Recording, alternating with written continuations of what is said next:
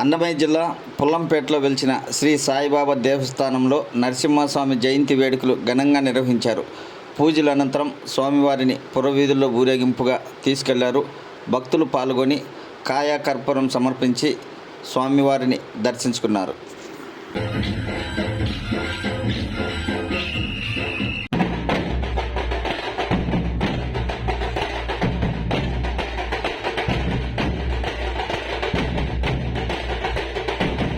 పుల్లంపేట మండలం దళవాయిపల్లి పోలింగ్ కేంద్రం దగ్గర జరిగిన ఘర్షణలో ఆ గ్రామానికి చెందిన మల్లు వెంకటేశ్వర రెడ్డి, సిద్ధార్థ రెడ్డి, ప్రవీణ్ కుమార్ రెడ్డి, దస్తగిరి వీరిని పోలీసులు అరెస్టు చేసి రిమాండ్కు తరలించారు.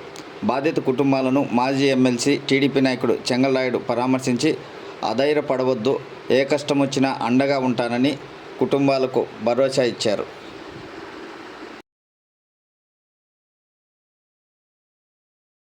144 సెక్షన్ అమల్లో ఉన్నందున ఎవరూ గుంపులుగా ఉండరాదని డీఎస్పీ రమాకాంత్ తెలిపారు. సిద్ధవటం పోలీస్ స్టేషన్లో రౌడీ షీటర్లకు కౌన్సిలింగ్ ఇచ్చారు. జూన్ 4వ తేదీ ఎన్నికల కౌంటింగ్ ఉన్న నేపథ్యంలో రౌడీ షీటర్లందరూ పోలీస్ స్టేషన్లో లొంగిపోవాలని వారికి సూచించారు.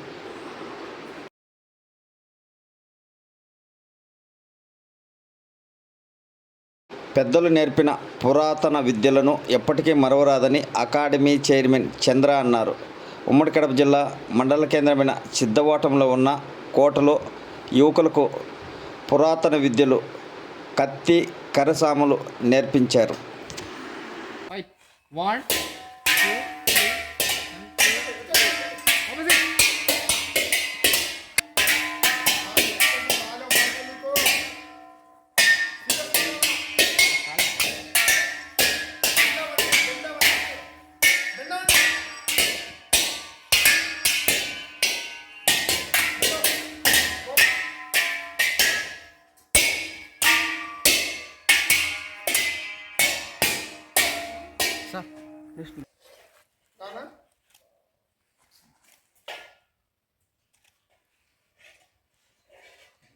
సెంటర్ చేయండి, మీరు ఫ్రంట్లో ఉన్నారు అవి.